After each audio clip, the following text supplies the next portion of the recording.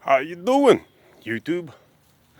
I figured after the fact I'd YouTube this. You ever have a twisted fence post that you just can't really get to work with you? Yeah. Well, I got a quick, easy fix for it. Check this out. All right. Yeah, that post right there. It was twisted, and it didn't want to fit my measurements, and it's already set in concrete. Yeah, down there somewhere.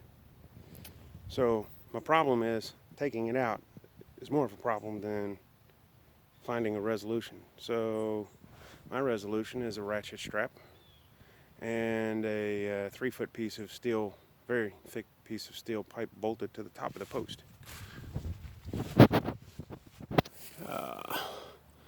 Up there, I used a wood bolt, 3/8, 3-inch long lag type wood bolt, and a screw to hold the bar level while I tightened it up.